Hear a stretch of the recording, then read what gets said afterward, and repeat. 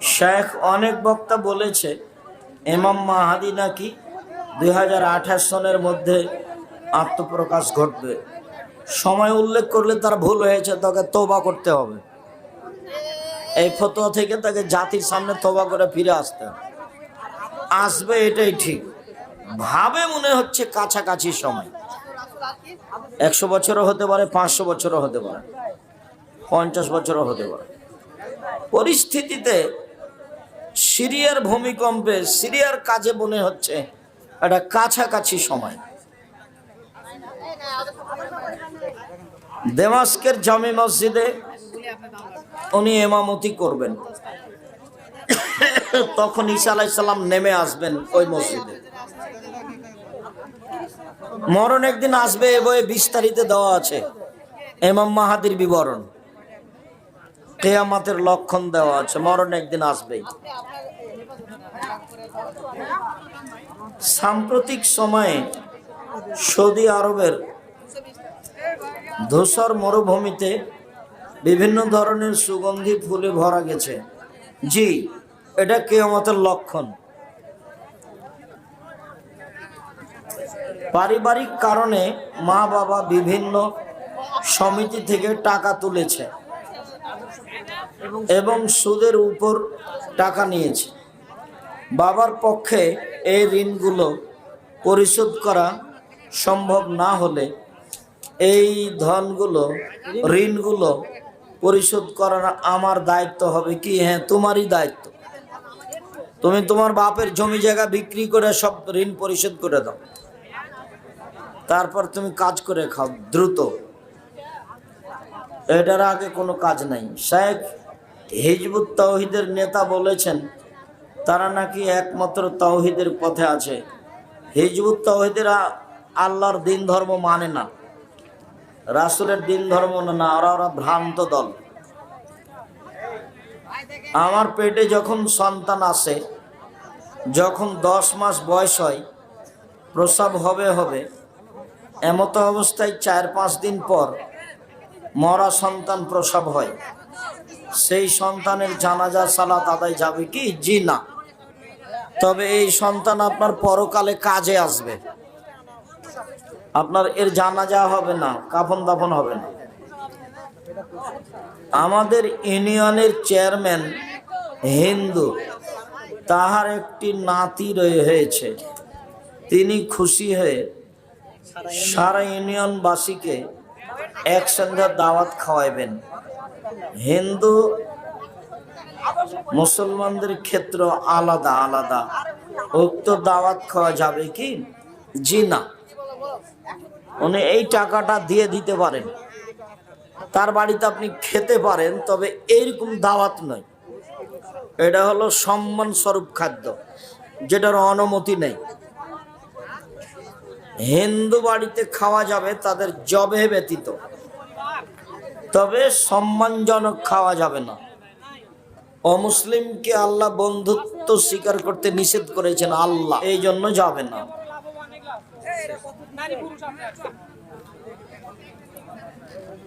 দাড়ি কতটুকু রাখতে হবে? যতদূর বড় হবে। কোন ব্যক্তি মারা যাবার আগে, মারা যাবার পরে এলাকার লোকজনকে খাওয়ানো যাবে কি? জি না। কোনো কাজ শুরু করার পূর্বে শুধু বিসমিল্লাহ নাকি বিসমিল্লাহির রহমানির রহিম? শুধু বিসমিল্লাহ।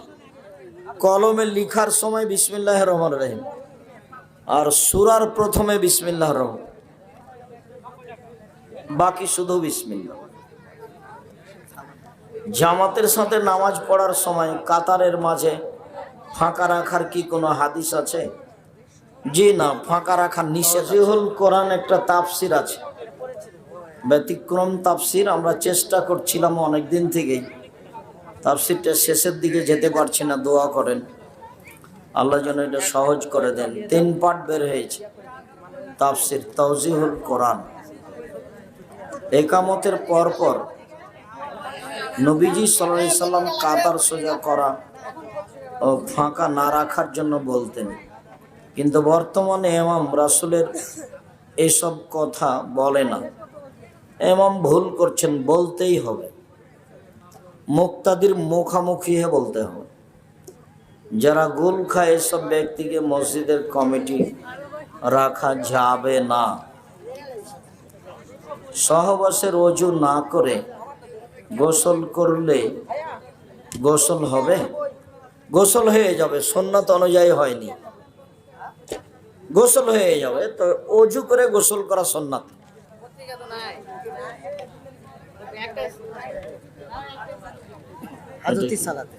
হাজতি সালাতের শেষ রাকাতে সূরা ফাতিহার পর সূরা ইখলাস 3 বার পড়া যাবে কি? 3 বার পড়বেন কেন? একবারই পড়বেন, মনে চাইলে পড়েন 3 বার, গুনাহ হবে না। 3 বার পড়েন।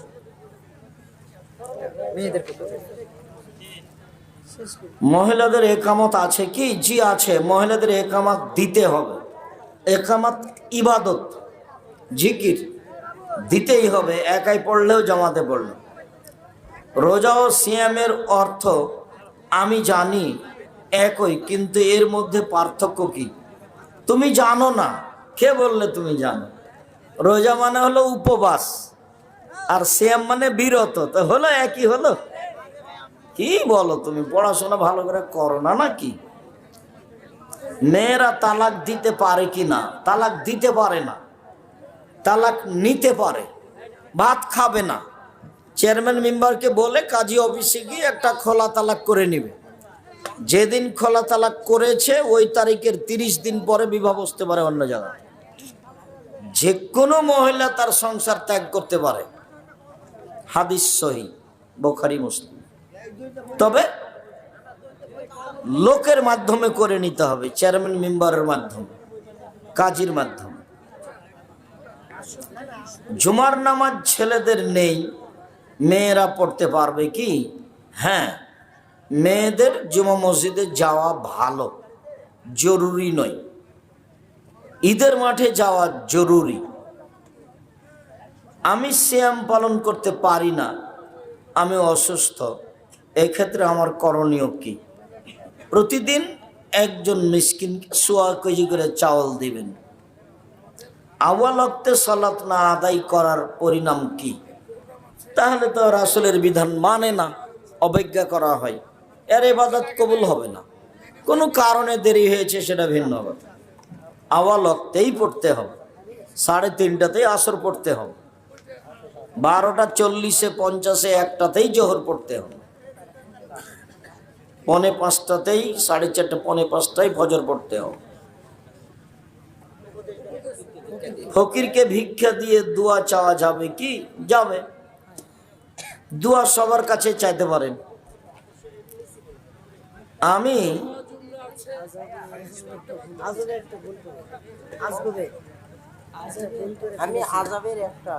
ভুল করে ফেলেছি, তবে পরে সেটি বুঝতে পারছি, কিন্তু সেটি তাকে আমার বাবা আমাদেরকে জমি লিখে দিয়ে মারা গেছে, কিন্তু আমাদের বোন ছিল, বোনদেরকে জমি যে পরিমাণ পাবে সেই পরিমাণ জমি দেওয়া হয়নি। আগামীকাল 10টা হতে হতে বোন ভাই মিলে বৈঠক বসো, তোমার বাপ জাহান নামে আছে।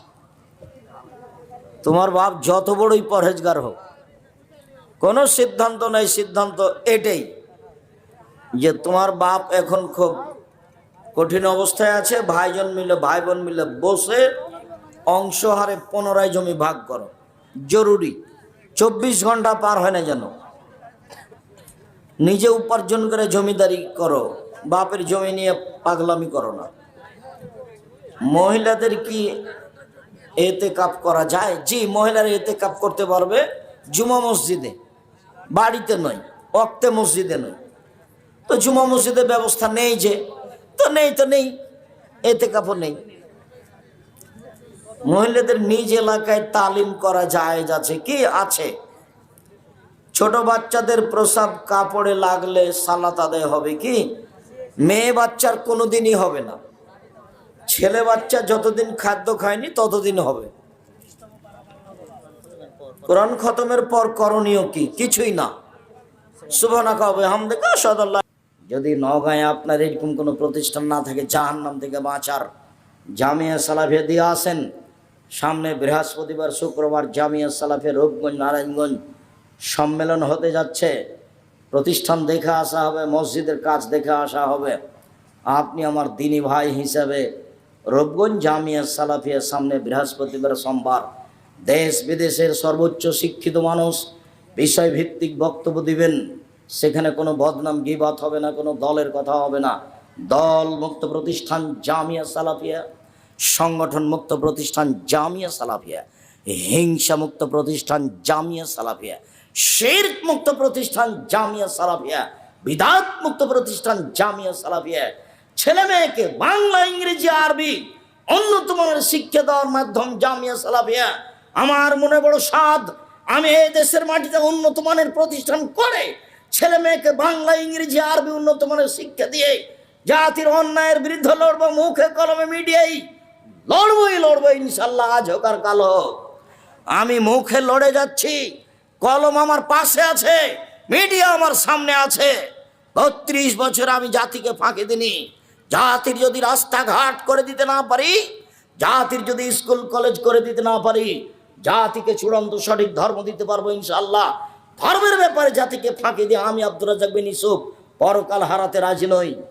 আপনাদের জানের প্রতিষ্ঠান জামিয়া সালাফিয়া, আমার মনে বড় সাধ এদেশের প্রত্যেকটা বড় জেলায় জামিয়া সালাফিয়া তৈরি করে জাতির অন্যায়ের বিরুদ্ধে লড়বো ইনশাআল্লাহ, আজ হোক আর কাল হোক। বাস্তব চলছে, আপনাকে আমি আরো বাস্তব দেখাবো ইনশাআল্লাহ। বলছিলাম সম্মানিত দিনী ভাই বোন, কিয়ামতের মাঠ বড় ভয়াবহ মাঠ। রাসূল সাল্লাল্লাহু আলাইহি সাল্লাম বলছেন, তুদনা শামসু ইয়াউমাল কিয়ামা, সূর্যকে সেদিন মানুষের মাথার উপরে করে দেওয়া হবে। কামেকদারে মাইলিন, 1 মাইল উপরে থাকবে। অর্ধ হাত যেটা শুনেছেন সেটা মিথ্যা কথা। তখন মানুষের শরীর থেকে ঘাম বের হবে। আল্লাহ রাসূল বলছেন, মিনহুম মায়াকুনু এলা কাবাইহে, কারো কারো পায়ের ঘাম হবে টাকনু পর্যন্ত, কারো কারো ঘাম হবে হাঁটু পর্যন্ত, কারো কারো ঘাম হবে কোমর পর্যন্ত, কারো কারো ঘাম হবে নাক পর্যন্ত। এর নাম কিয়ামতের মাঠ। এলকা ইব্রাহিম আবাহু আজার, বিচার মাঠে ইব্রাহিম আলাইহিস সালাম তার বাপ আজরের সাথে সাক্ষাৎ করবেন। ওয়ালাওয়াজ আজার কাবরাতুন গাবারা, ওই সময় আজর মুখখান থাকবে মলিন। ইব্রাহিম আলাইহিস সালাম বলবেন, আপনাকে আমি বলিনি আপনি আমার নাফরমানি করিয়েন না। আব্বা, আপনাকে আমি বলিনি আপনি আমার নাফরমানি করিয়েন না। তখন বাপে বলবে, আলিয়াউমালা আসিকা, বেটা আজ তোমার নাফরমানি করব না, আজ যাই বলবে তাই মেনে নিব। বিচারের মাঠে কিছু বলার থাকবে না। বাপের এইটুকু কথা শুনে আল্লাহকে বলবে, আল্লাহুম্মা ইন্নাকা ওয়া'আদতানি আল্লাহ তুখজিয়ানি ইয়াওমা ইউবাসুন। ইব্রাহিম, তোমাকে আমি বিচারের মাঠে অপমান করব না। আজ আমার বাপ জাহান্নামে যাবে, আমি জান্নাতে যাব, এর চেয়ে বড় অপমান কি হতে পারে? তুমি আমার সাথে ওয়াদা করেছো ইব্রাহিম, তোমাকে আমি বিচারের মাঠে অপমান করব না। আজকে আমার বাপ জাহান্নামে যাবে, আমি জান্নাতে যাব, এর চেয়ে বড় অপমান কি হতে পারে? তখন আল্লাহ বলবেন, ইব্রাহিম ইন্নী হারামতুল জান্নাত আলাল কাফিরিনা, যারা আমাকে মানেনি, আমার নবী ইব্রাহিমকে মানেনি, তারা কাফের, আমি তাদেরকে জান্নাতে দেব না। ইব্রাহিম আলাইহিস সালাম তার বাপকে জান্নাতে নিয়ে যেতে পারবেন না। ইব্রাহিম আলাইহিস সালামের বাপ জাহান্নামে যাবে। আব্দুর রাজ্জাক সাহেব বলেছেন যে মুহাম্মদ সাল্লাল্লাহু আলাইহি সাল্লামের বাপ মা জাহান্নামে যাবে। তখন হুজুর এমন খেপে গিয়েছেন, একবারে তেলে বেগুনে জ্বলে গেছে। যাক, জাহান্নাম জান্নাত যাই হোক, 1 মিনিট, এইটা বুখারী মুসলিমের হাদিস। বিচারের মাঠে ইব্রাহিম আলাইহিস সালাম তার বাপের কিছুই করতে পারবেন না।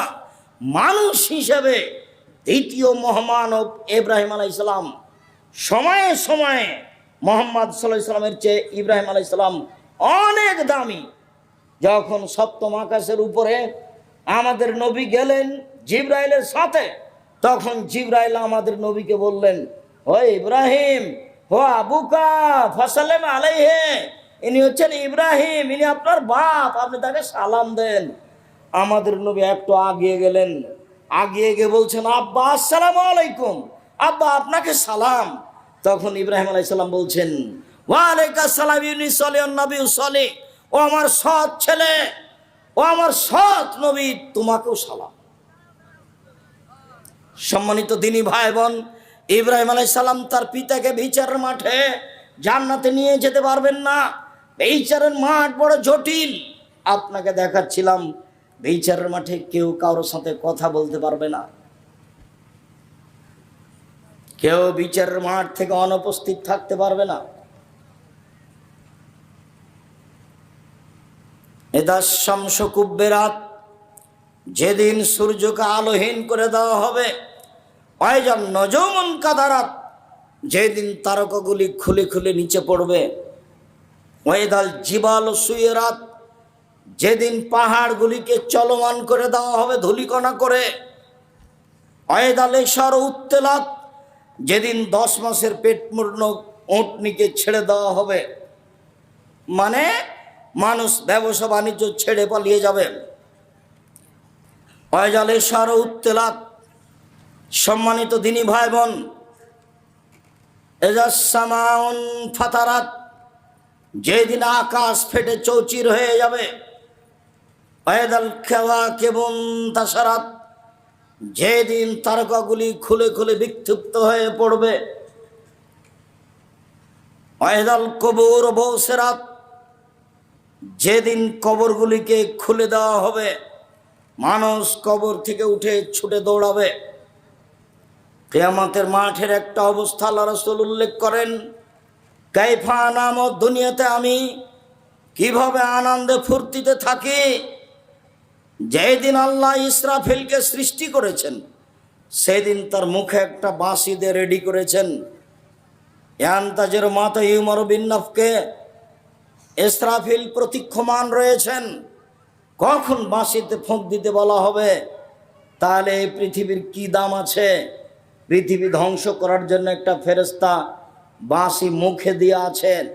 পৃথিবীর জন্মের দিন তার মুখে বাঁশিটা দিয়ে দেওয়া হয়েছে।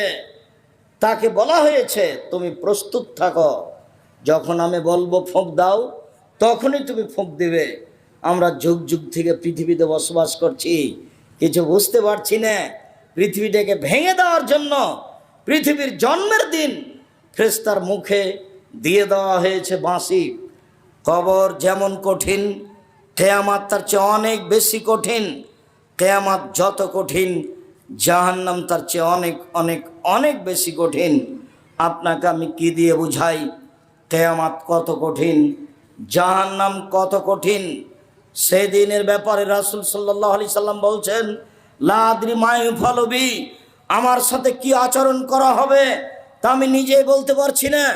মহান আল্লাহ বলেন, ফামান খাফাত মাওয়াজিনুহু, যার নেকির পাল্লা হালকা হয়ে যাবে বিচারের মাঠে, তার থাকার জায়গা হবে অতীব গভীর গহ্বর হাবিয়া। ওমাদরাকা মা হিয়া, মুহাম্মদ সাল্লাল্লাহু আলাইহি ওয়াসাল্লাম আপনি কি বলতে পারেন অতীব গভীর গহ্বর হাবিয়া নামক জাহান্নামটি কি? আমি বলি, নারুন হামিয়া, তা হচ্ছে জ্বলন্ত উত্তপ্ত আগুন। জাহান্নাম বলতে আগুন। যেদিন বিচারের মাঠে মানুষের পাপ নাকি উঠলে ওজন হবে। শোনেন, হিন্দুদের পাপ নাকি ওজন হবে না। কেন বলেন তো? নেকি নাই, সেজন্য। এক পাল্লাতে তো নেকি দিতে হবে, আর এক পাল্লাতে পাপ দিতে হবে, তাহলে তো ওজন হবে। তো নেকি নাই তো ওজন হবে কি দিয়ে?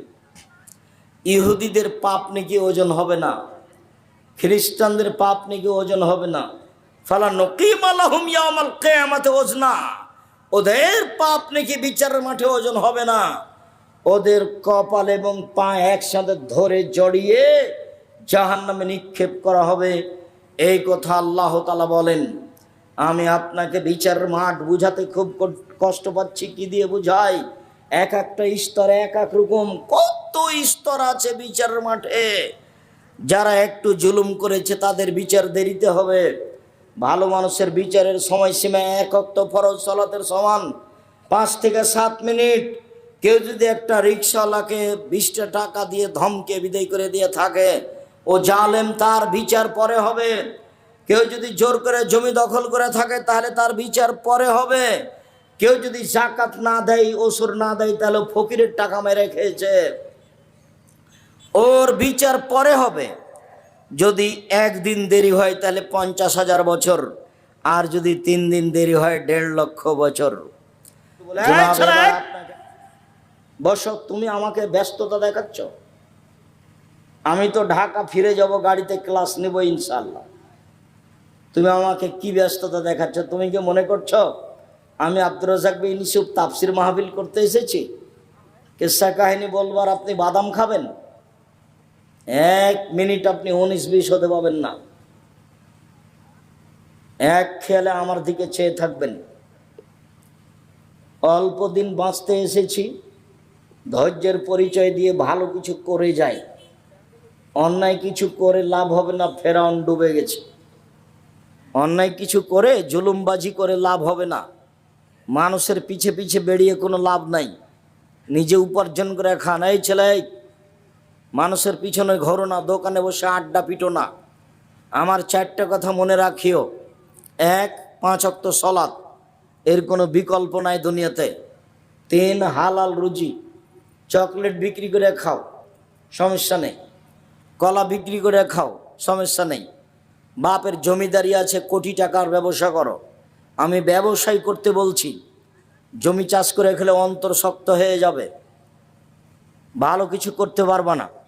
আর চাকরি যদি করো তাহলে বেতনের টাকা দিয়ে 25 দিন যাবে, 5 দিন ধার কর্জ করে খেতে হবে।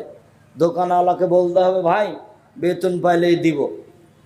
তো বেতন যখন পেয়েছ তখন ওই দিতে দিতে আবার সামনের মাসে 5 দিন বাকি।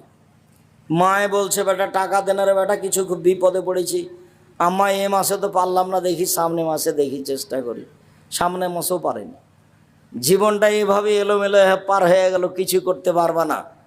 আর যদি বউ একটু তোমার প্রতিকূলে হয়, অনুকূলে না হয়, বউ পরীক্ষা করবে, একটু দেখবা, পরীক্ষা করবে, করো তো। কালকে সকালে একবারে নতুন 1000 টাকার নোট 3টে তোমার মার হাতে দিয়ে দিবা, তখন বইয়ের সামনে। তোমার বইয়ের মুখখান দেখিও তো কেমন লাগে। তোমার বউ মনে করছে আমার স্বামী ধপ করে আকাশ থেকে আমার কোলে পড়ে গেছে, তাই এ স্বামী।